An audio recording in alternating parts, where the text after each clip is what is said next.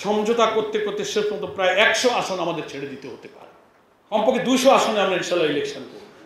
ইসলামী শক্তির ঐক্যের যে পরিবেশ তৈরি হয়েছে, ইসলামী আন্দোলনের মর্যাদা, ইমেজ, তার নেতৃত্বকে মানুষের কাছে যেভাবে আল্লাহ পাক আকাশচুম্বী জনপ্রিয়তায় উন্নীত করে সম্মানিত করেছেন। ফ্যাসিস্ট আমাদেরকে গর্তে ঢুকাতে চেয়েছিল, আল্লাহ তাদের গর্তে দিয়ে ইসলামী আন্দোলনকে মর্যাদার আসনে উন্নীত করেছেন।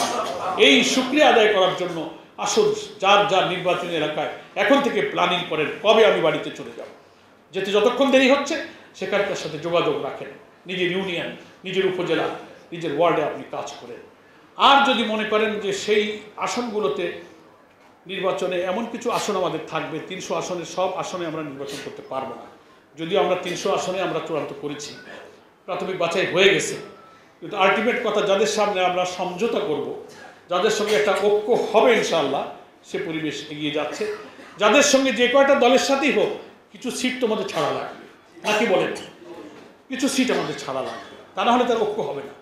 তা আমি যেমন একটা আইডিয়া আমাকে দিয়েছেন সম্ভাবনা দেখে, যে এমনও হতে পারে সমঝোতা করতে করতে শেষ পর্যন্ত প্রায় 100 আসন আমাদের ছেড়ে দিতে হতে পারে। আমাদেরকে বলেছেন মাইন্ড সেট রাখবে, কমপক্ষে 200 আসনে আমরা ইনশাআল্লাহ ইলেকশন করব।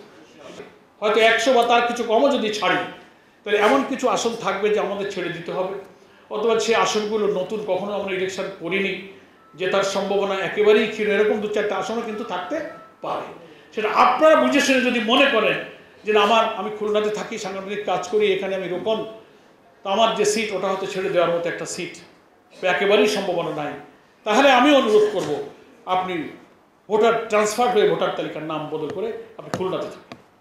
এখানে জানেন যে আমাদের এই ময়দানে 2টো আসন আছে শহরে, 8 হাল ধরেছি।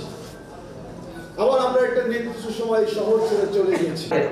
তার মানে আমাদের অন্তরে কোন কুটিলতা বা জটিলতা নিয়ে ইসলামী আন্দোলন। আমার কাছে হিসাব নিকাশ করে একজন আমাকে প্রশ্ন করেছিলেন, বলেন তো আমি চোখ বন্ধ করে কোন বিজয় লাভ করবো।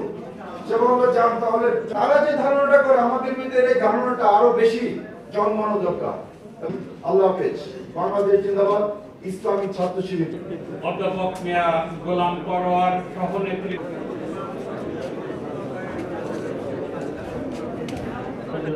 সম্মানিত জনাব